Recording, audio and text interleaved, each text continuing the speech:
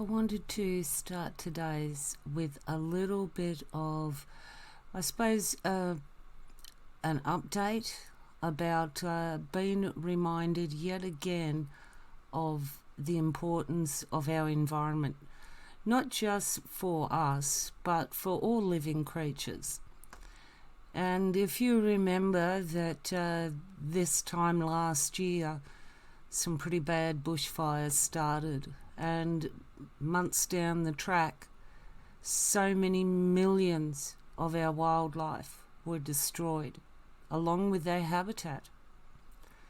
And one very, very devastating impact was on the koala population. Now, it's been drawn to my attention, and why I've shown this map here is that so I can show you how it is part of a generally larger treed reserved area where it is habitat for koalas as well as other native wildlife. Many birds, kangaroos, wallabies, possums, you name it. There is a lot of very distinct insect life in these areas too. And if you actually went to an ecological standpoint of it, is that the trees in this area would be unique to ones, perhaps on the other hill, unique in that they become a subspecies all of their own. They adapt to that unique environment. Those that are up on top of a hill and subject to more harsh environments actually adapt and become subspecies. And I know this through the studies that I've done through TAFE and university to do with plant science and plant adaptations and genetics.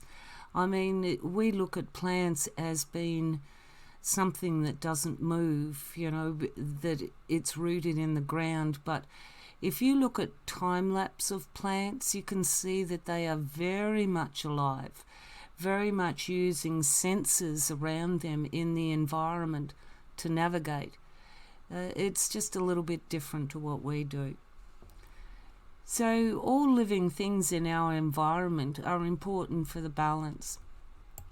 And it has been confirmed that this land parcel behind that will give access to the caravan park block on this side, which is pretty much sort of like that area. Now, if they've got access to this whole treed area here and they plan on clearing a large majority of that to perhaps put in a caravan park, I don't know, this is all hypothetical. People like Binyini make fun of me because, you know what, it's a work in progress.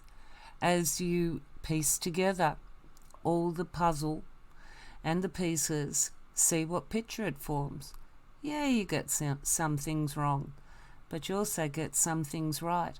And the things that I have got right, well, that's on paper. You can't deny all those things. And yes, I don't want to spend too much time. I don't want to make it an hour's video.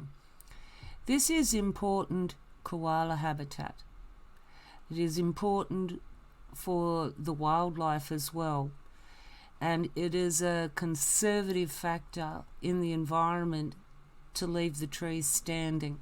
If it ends up looking like this side of the hill, where the koala is just getting less and less. It was devastating enough at the beginning of this year to see the photographs coming out of the koalas that actually survived.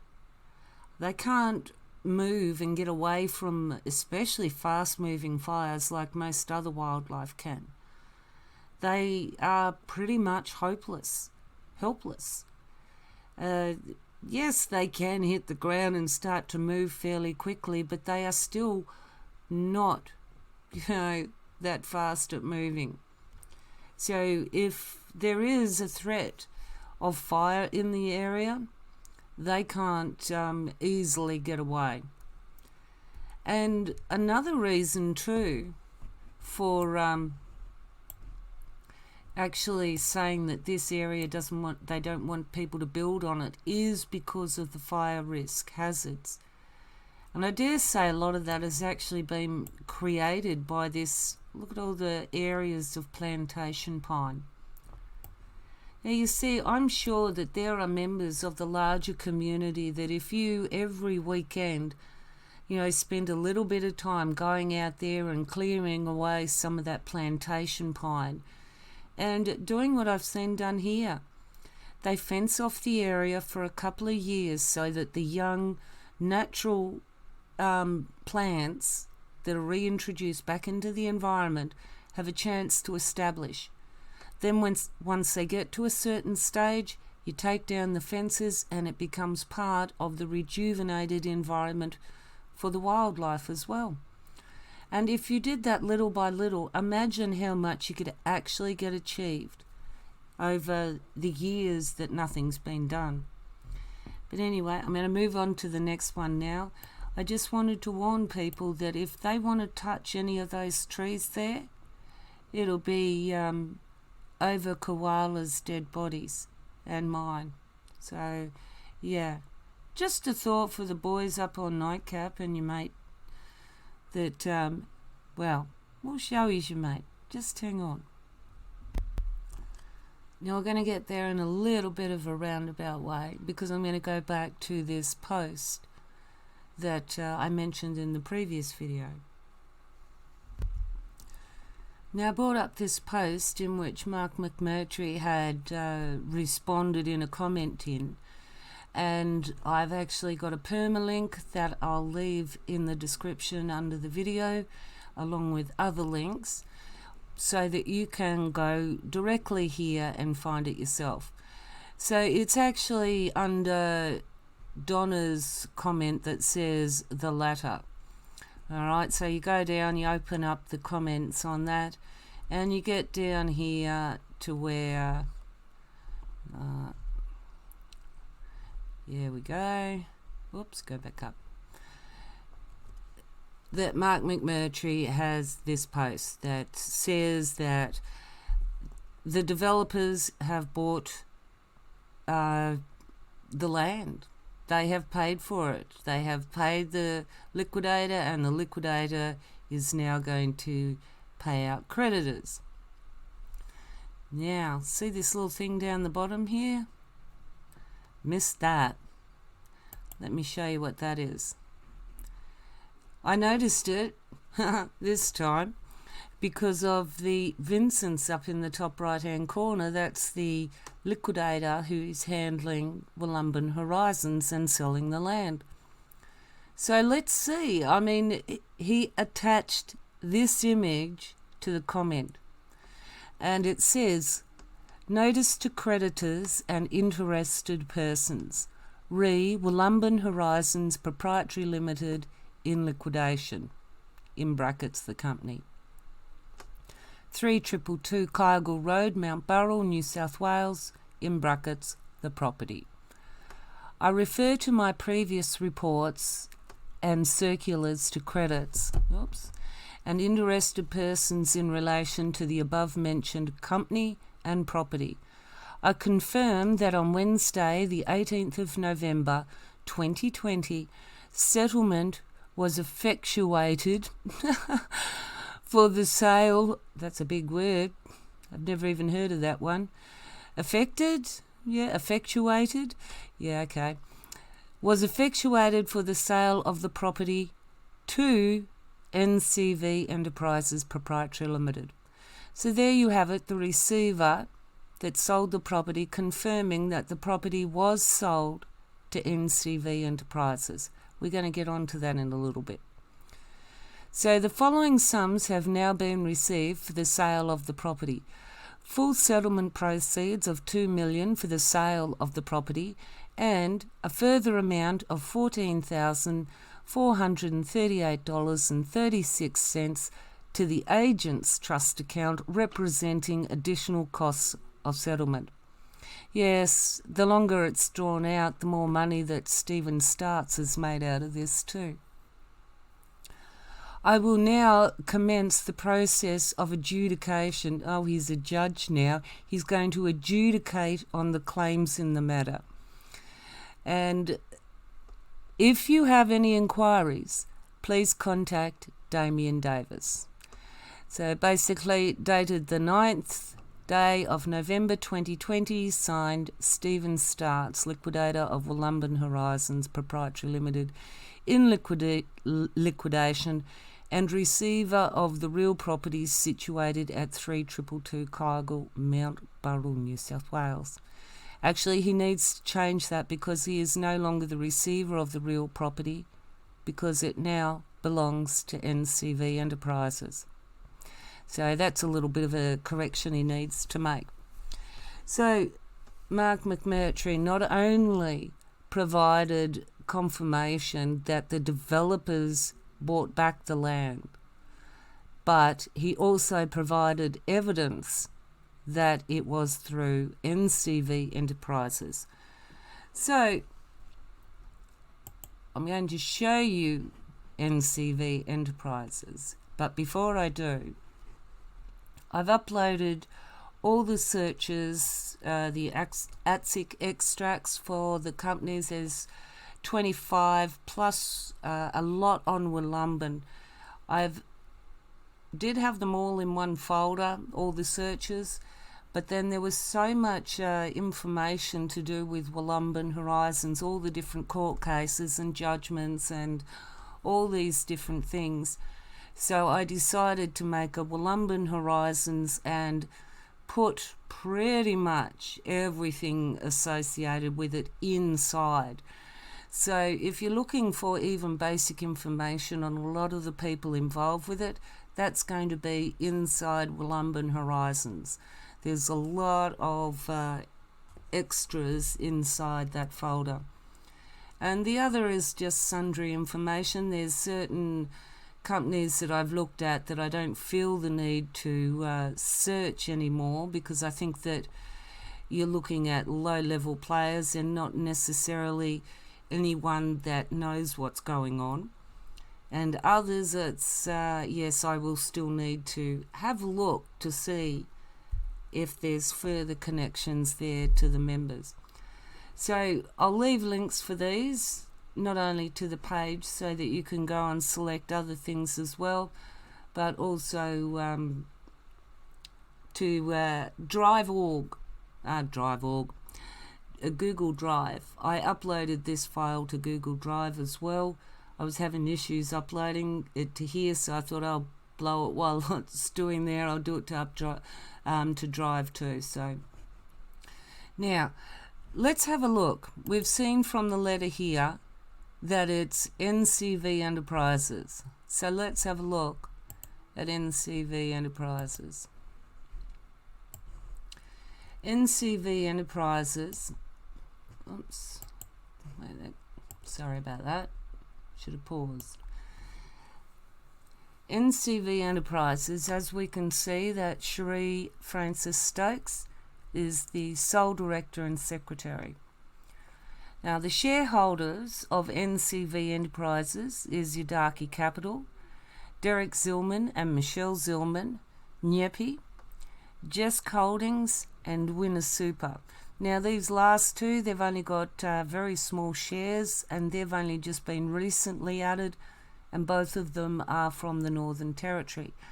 Maybe they actually helped to pay for the purchase price of the $2 million that is now going to be apparently distributed to the creditors, which includes investors. So it will be interesting to see whether Stephen Starts actually does disperse funds to past lost investors. But anyway, we'll get back over here to NCV Enterprises. As you can see, the shareholders, the people owning NCV Enterprises, is Yadaki Capital, Derek and Michelle Zillman, Nyepi, Jess Holdings, and Winner Super. So, I'll pause while I bring up the next one. Okay, so here we have Yadaki Capital. And in here we see that Mark McMurtrie and Derek Zillman are directors, and Derek Zillman is also the secretary. From that we also see that the owners are Zillman nominees, Nyepi and First in Time. So let's have a look at those ones. Right, so here we have First in Time, sole director and secretary, Mark McMurtrie, sole shareholder, Mark McMurtrie. So First in Time is Mark McMurtrie. All right, I'll bring the next one up. Hang on. Now, all these pages I'm actually showing are summaries of the extracts. So all the extracts will verify the information that are in these summaries. So now we have the other one, Zillman nominees, sole director and secretary, Derek John Zillman, shareholders, Derek Zillman and Michelle Zillman. So, next one. The infamous Nyepi. This one's got lots of shares in companies, and from all the dating of everything, it was changed over from the previous sole director and secretary and shareholder on the 8th of August, which was 6 days before Adrian Brannock's final bankruptcy hearing, while under service of a bankruptcy notice to avoid Nyepi being taken by the bankruptcy. So Nyepi is Adrian Brannock through his wife, because you can't put anything in his name. But there's even special things in the criminal code and everything now where you cannot hide behind, my husband made me do it. And it is accepted that a husband and wife can actually conspire together with criminal outcomes. So, yes, unfortunate for Christy that she's kind of, because she's married to Adrian, she's an enabler, complicit in enabling him to transfer his shares. They both live in the same place. Husband and wife. It happens, and she's hiding it for him. She takes as much responsibility for doing it. So we've found out here that Yadaki Capital, through Zillman nominees, is Derek and Michelle Zillman. Through Nyepi is Adrian Brannock and, Christy Brannock. And First in Time is Mark McMurtrie. I don't know whether he wants to share any with his wife, but whichever wife he's up to by now. Now, just hold on a sec.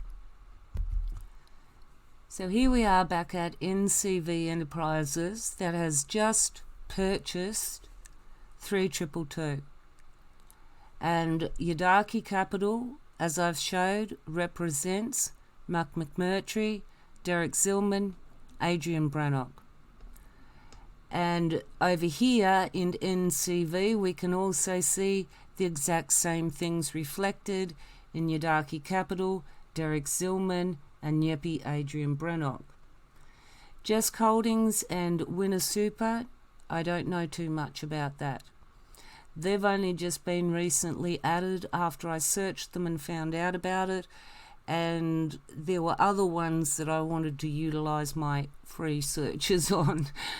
So who they are, they're minor as far as they're people that have been convinced that, they can purchase into the nightcap on Minjimble through the NCV Enterprises, which is the developer company for it all now, and they can have a share of it.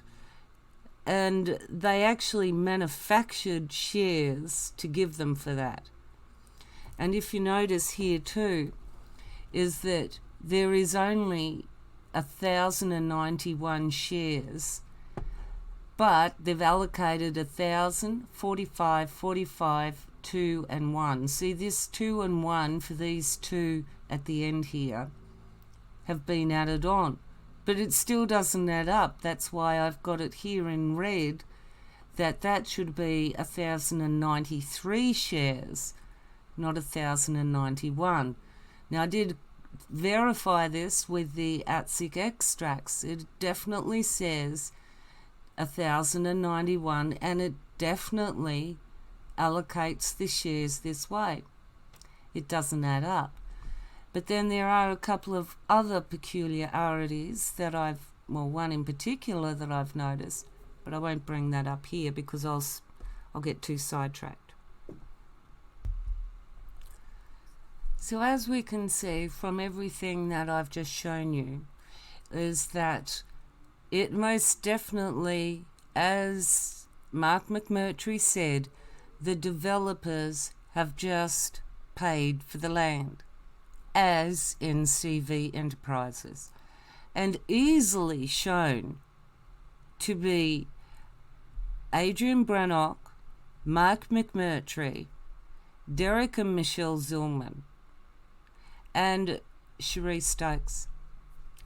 Because as director and secretary of the company, she's also responsible, as are the director and secretaries of any company. They have the special possession of being in trust for the shareholders. So their actions are held up to more scrutiny, not less. Now, while I'm talking about Mark McMurtrie, I came across a video of his from 2008. And it was rather interesting because it looked like it was done at something near Nimbin, and it was kind of like an Aquarius get-together. And there was Auntie Viv was introduced in there. For those I've been talking to, is that the same Auntie Viv, I wonder? Anyway, the thing was that Mark McMurtrie did a lot of talking there this day. And usual talk about his, his sovereignty and, the British this and this, that and the other. But he started saying this very interesting thing about where, now I'm reading off notes here, right? That the British Parliament established a trust in the late 30s. Sorry, mid-30s. That was his. Tons of money went into it, unencumbered funds. In the late 30s, when the people establishing the World Bank need unencumbered funds, the Indigenous Trust was unencumbered funds, and they've used that to fund and run the World Bank with. And here's the interesting thing that he said, and I thought that's really weird that the Australian Indigenous Trust should be administered by Maoris, New Zealanders. It's like, wouldn't you think it would be administered by an Aboriginal representative, a tribal representative, not Maori from New Zealand? But I'm mentioning that simply because it has come up in other conversations about where it's not so much about Australian tribal people, is that the Maoris have control. And it's like, well, this is a bit weird bringing in the Maoris. I haven't heard this before.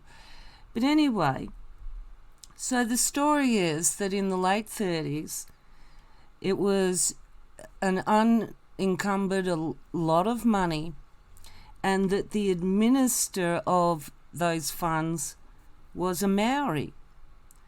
And on the 8th of August 2007, at Uluru, at this big fancy ceremony and circle, that they decided that effectively on the 30th of June 2009, the account reaches maturation.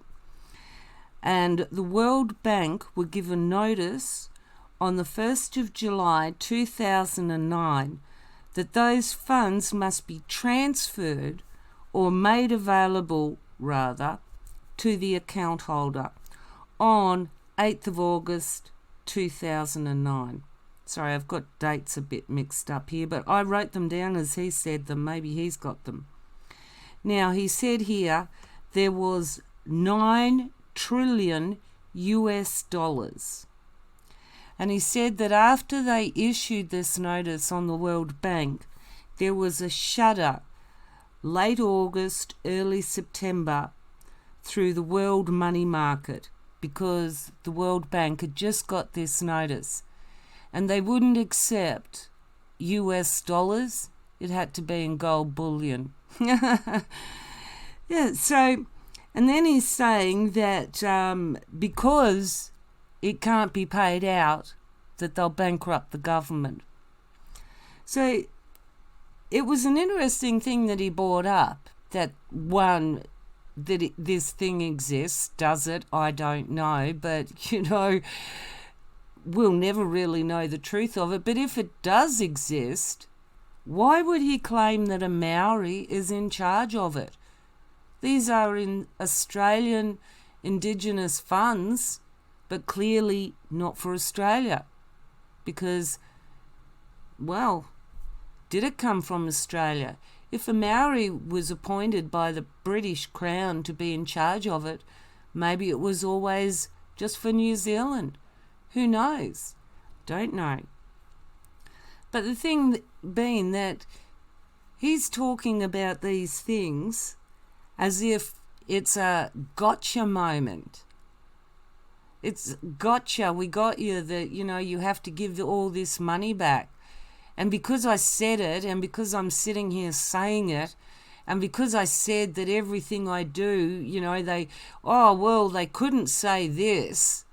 No, they couldn't say that, because most of the time he appears in court, his evidence is rubbish, and they don't even address it because it's rubbish.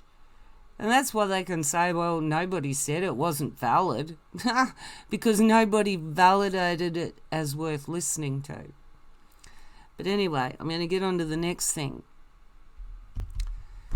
Now, this next thing is associated with a post or an article done back in 2012 and a statement made by Michael Anderson, coordinator of Sovereign Union from Ballina, New South Wales. Now, I'm not going to read it out here. I've left a link in the description.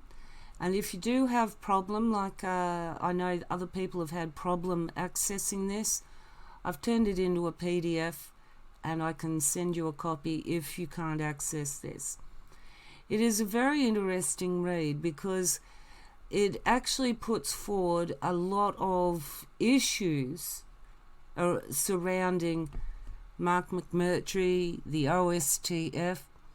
Like, there's a woman sitting in jail right now that was only made things worse for herself. One, that she was actually involved with the OSTF and got conned by them.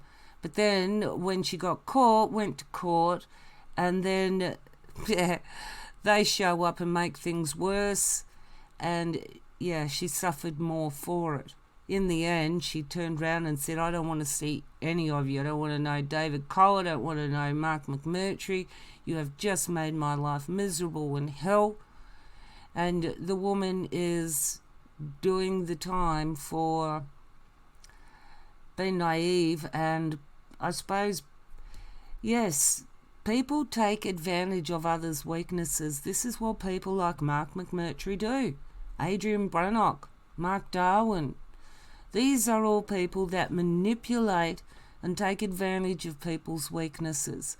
And somehow they'll find a way to try and pin it on other people's weaknesses.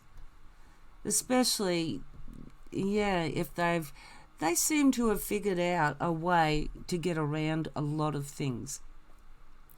Like, there have been payments that were made from the Wall Trust account to foundations that don't exist. And yet everybody says, oh, those foundations are associated with Mark Darwin.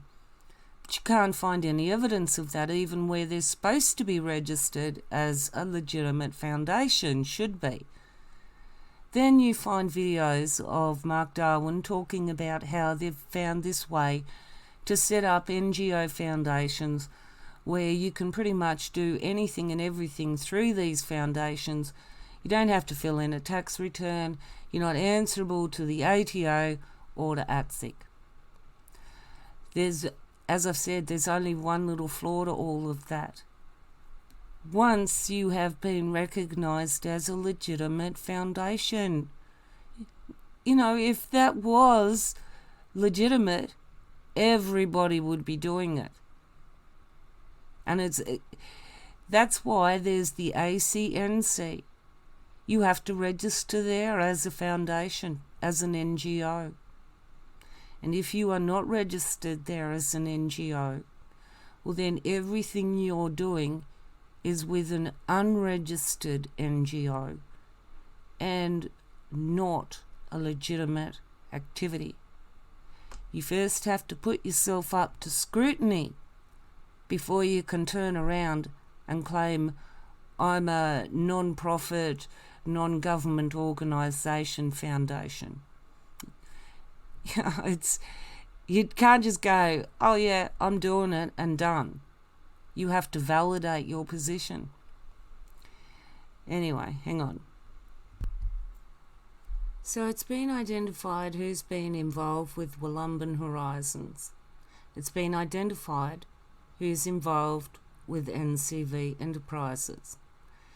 It's also been confirmed that NCV Enterprises is the developer manager company, if you want to call it that, for the nightcap on Minjimble in development. And we have seen that NCV Enterprises has just purchased from Wollumbin Horizons through the liquidator the same property that goes back to members and makes it an illegal Phoenix manoeuvre. See, until the contracts were signed and money had exchanged hands. You see, money has to exchange hands. I don't know how many people of you, years ago, you'd watch all these different shows of cops and everything, and they can't do anything until money exchanges hands. I remember watching this thing on when they were trying to catch people that were taking out contracts to kill people, and they would not act against arresting them until at least they had paid over some money, which was basically concreting the intent into an actual contract. So the exchange of monies is an extremely important issue. And before the exchange of monies, there was no actual evidence that it was an illegal Phoenix manoeuvre. But now there is. Not only is there evidence that it is now an act, because until they actually paid over that money, it was all hearsay, but now it's not. NCV Enterprises, which is Mark McMurtrie, Adrian Brannock, Derek and Michelle Zillman, and Jessica and Winner Super, and Cherise Stokes, and Philip Dixon. He's there in the background, they're all associated together, but then Philip Dixon is largely the Mount Burrell commercial, which is another area of their expansion, isn't it? And a very good point too. When I heard them talk about wanting to set up a pub, it's like, are you kidding me? It's kind of in the middle of nowhere. Well, not that it is, but as far as the number of people that would show up at the pub to support it, it's not Yukai. It's a little bit further down the road. And Ukai's fairly close and accessible. That's why that little shopping centre has grown up a fair bit. But I don't think that you've got the population in the Mount Burrell area to actually support that kind of activity. So anything that they're going to build is going to be based on the philosophy that they're going to draw in the tourists. It's going to be a tourist attraction. And I suppose this is where their promoters like Don Tolman and Tyler Tolman and Pete Evans and Max Egan and Samantha Backman and all the others, that's where they all come in. They bring in the tourists as well as, well, you bring in the people that, oh yes, I'd like to go and have a look. They're not really in a serious position to do anything about it, but word of mouth is the best paid advertising. It's also the worst advertising if it's bad word of mouth. Anyway, I think that I've covered enough in this time, and I don't want to keep going on forever. It's probably already long enough. I didn't want to make it an hour long. So I just thought I'd correct a few of those, well, not correct, update a few of those things about NCV is most definitely confirmed to be the purchaser of 3222. And as I have shown that they have just bought it back for themselves. It's why they have continued to sell it and promote it, even when it was under contract. But only once they got it at contract and NCV Enterprises signed on that contract to say, yes, we'll come up with the money, it's ours now, did they actually start selling it and flogging it off for all it's worth. And I dare say they've got a fair few expansions in mind. And, Benyini. Don't worry, we'll figure it out as we get there, stumble across your feet and all your little faux pas that you make. But really, I mean, not only did you post a confession that you've illegally phoenixed it back to yourselves, but you actually posted the letter that showed that, because you were actually trying to prove your validity to people that were questioning your validity. Because some other guy, he posted this document that, I honestly, this Christian Crown, I don't know why he posted it, that it's got, it's just weird. Don't know what it's supposed to mean. You can have a look at the post that he made if you want, but this one's the one that interests me. That it is confirmed NCV Enterprises phoenixed back to the developers, from one developer to another developer who is the same developer as the previous developer. Yes, very interesting, isn't it? You wouldn't have thought they'd made it so easy. I wonder what the catch is, eh? Yeah, there's usually a catch, which means must be missing something. We'll see what that is. We'll just keep following all the leads and see where it leads. Because I'm sure that Mark McMurtrie is going to make some more posts and tell us some more information about what's going on. And even how he believes that they were so gracious, Mark McMurtrie and Adrian Brannock, as the developers, to extend the settlement of purchasing the land back to themselves so that they could watch people take court action. The guy's an idiot. While he's at it too, Mark McMurtrie, could you answer Donna's question? You're a white fella, but you're a black fella. Are you the first black fella to ever be adopted into another tribe? Why did you feel the need? Why did you not feel fulfilled within your own tribal history? What, wasn't it good enough? Did you have to go somewhere else and get it? Yeah. You know, I think she's actually got a point. If you actually had the connection, you wouldn't need to go and adopt it because it's already there.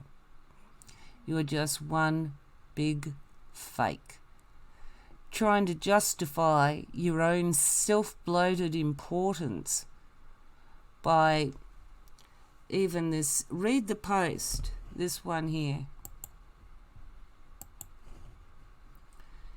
This Michael Anderson really does tell what he thinks about the shonky dealings of Mark McMurtrie.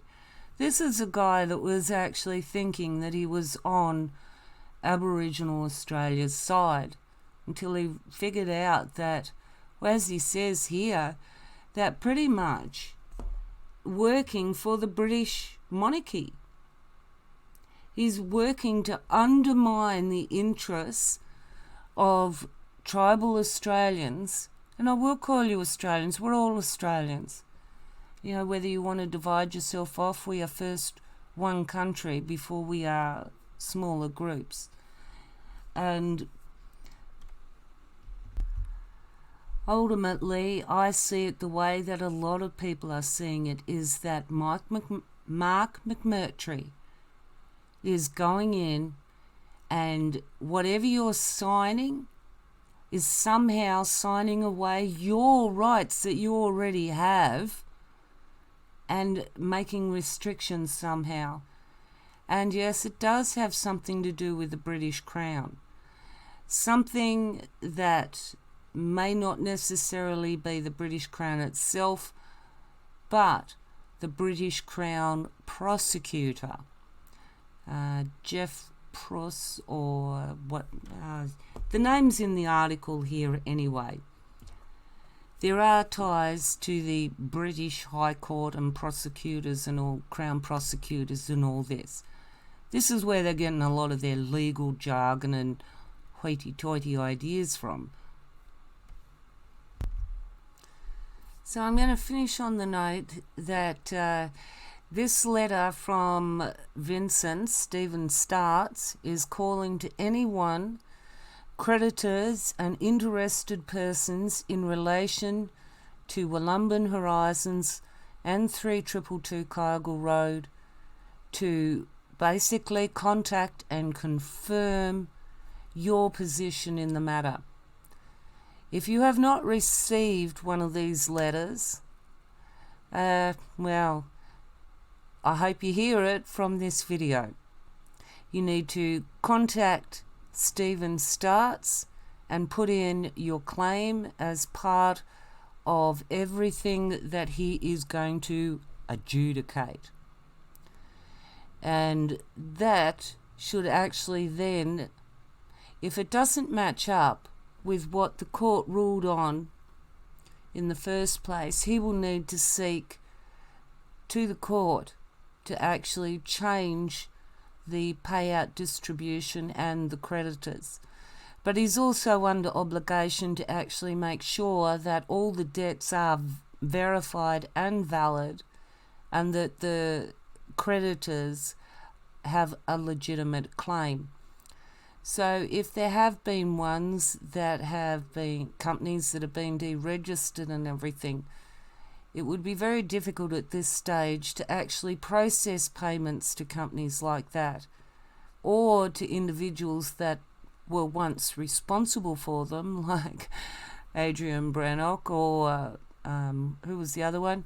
Rainmaker Eco Investments, which was Philip Dixon, Adrian Brannock and Mark Darwin. So, yes, it's not going to be as easy to pay out to justify these debts if more people are making it a question of, are they legitimate debts? Are they legitimate creditors? So if you haven't already put into Stephen Starts, I suggest you do so, and you get in as much evidence to back that up, because he should then take that to the court and show your claim as being verified. If he doesn't verify your debt, well, we'll see how he goes. There are too many watching to see how this liquidator's going to handle it. He needs to be seen to be doing the right thing, because he's only just starting out his career as a liquidator. He's not even registered with the legitimate recognised body to have oversight over the way he does dealings. And I've noticed from searching that he's actually got a few current ones that he's also handling the liquidation for, or attempting to handle the liquidation for. So it looks like he's starting to trying to get his reputation up as a liquidator. And if his reputation does precede him correctly, these are companies that we should be looking at too, to see what kind of activity they've been up to. I mean, let's face it. Anyway, I'm going to leave it at that, and I'm going to catch you on the next video. See ya.